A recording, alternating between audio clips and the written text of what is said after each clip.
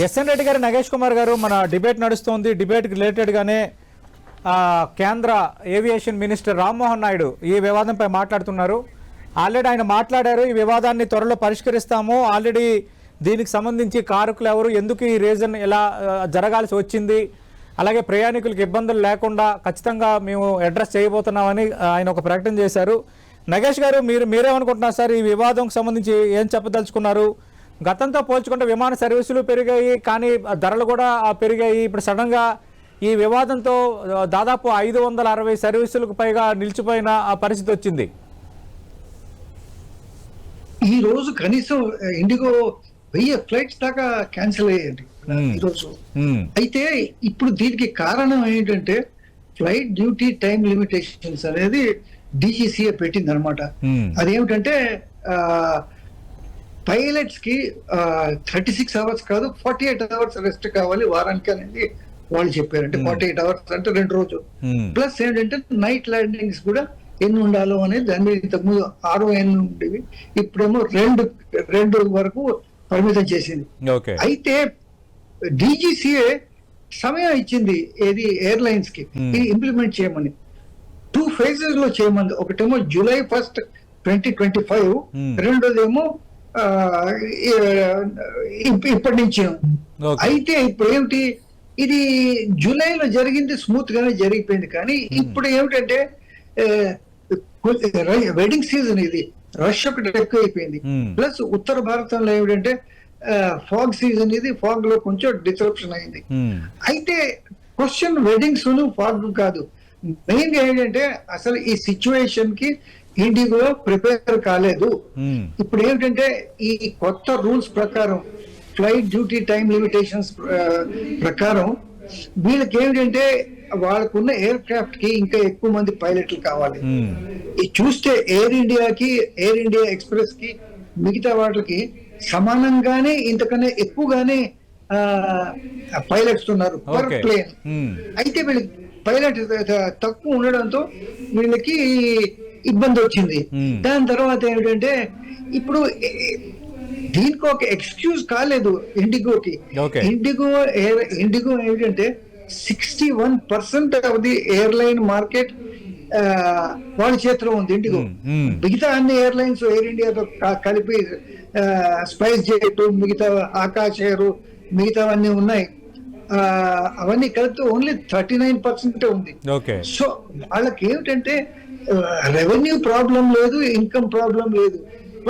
ఇంకొంతమంది pilots recruit చేసి చేయవలసింది. కానీ వాళ్ళు ఏం చేశారు, పైలట్స్ రిక్రూట్ చేయడం కాకుండాను ఈ వింటర్ షెడ్యూల్ లో 1000 ఫ్లైట్స్ ఎక్కువ చేశారు. 1000 ఫ్లైట్స్ ఎక్కువ చేసేస్తే మొత్తం ఇండియాలోని. సో ఈ క్రైసిస్ లో డబుల్ క్రైసిస్ అయిపోయింది. సో వాళ్ళు దీనికి రెడీ కాలేదు. కానీ ఇప్పుడు ఏంటంటే DGCA కూడా 4 రోజులు దీని మీద ఏమి చర్య తీసుకోకుండా ఈ రోజు ఒక ఏంటంటే ఒక యాక్షన్ తీసుకుంది.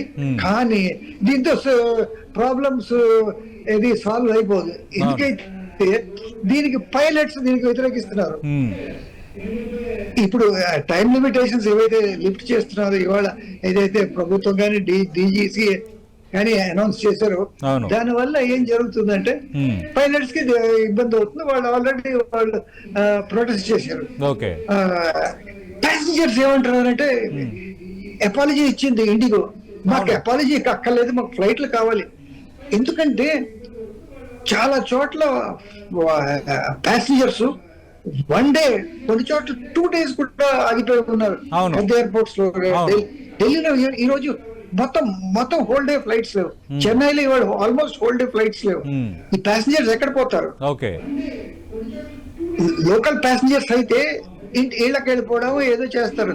ఇప్పుడు హైదరాబాద్ నుంచి ఢిల్లీకి వెళ్ళిన వాడు ప్యాసింజర్ తిరిగి వస్తాడు, ఇక్కడ పోవాలి, హోటల్ కి తనకు జేబులోంచి ఖర్చు పెట్టుకోవాలి. సో ఇందుకు ప్యాసింజర్స్ ని చాలా ఇబ్బంది పెట్టింది, దాంట్లో ఎలాంటి అనుమానం లేదు. DGCA ఏంటంటే దీన్ని లైట్ గా తీసుకోవడానికి స్కోప్ లేదు.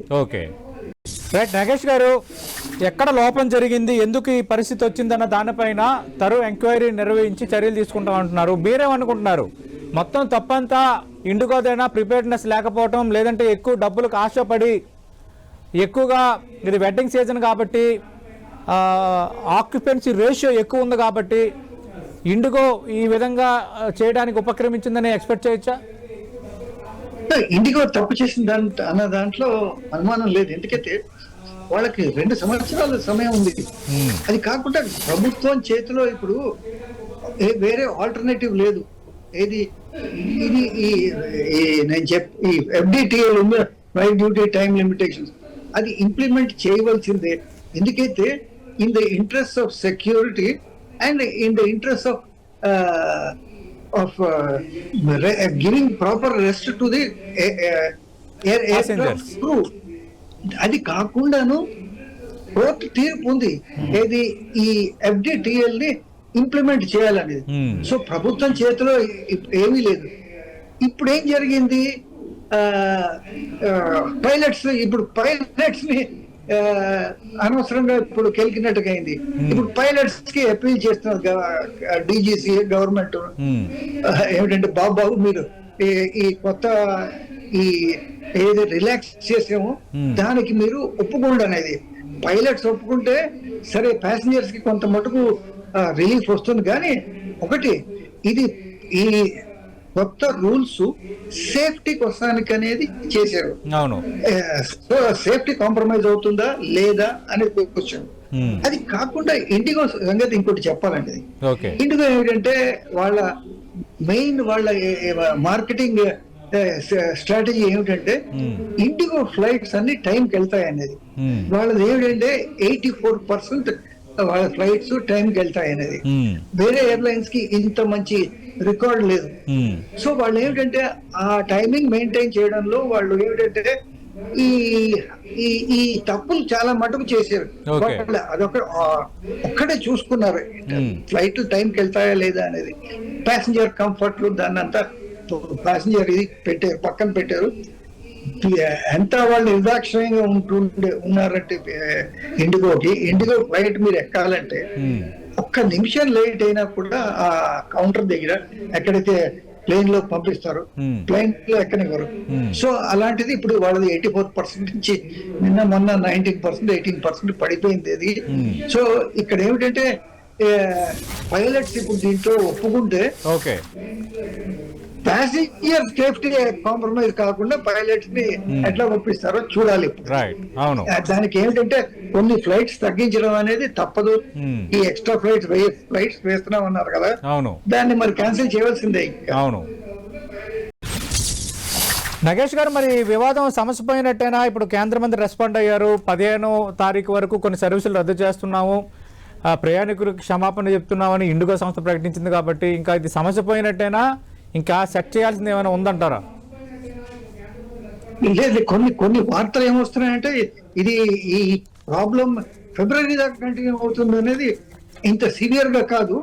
బట్ ఫ్లైట్ డిస్రప్షన్స్ మొత్తం పోవాలంటే ఫిబ్రవరి 10th దాకా కూడా అవుతుందనేది వార్తలు ఇవాళ వినబడుతున్నాయి.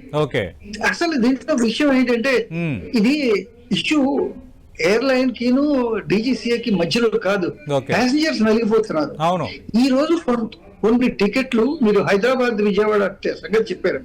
బెంగళూరు ఢిల్లీ టికెట్ ₹1,00,000 దాకా పోయింది. London ticket 80,000.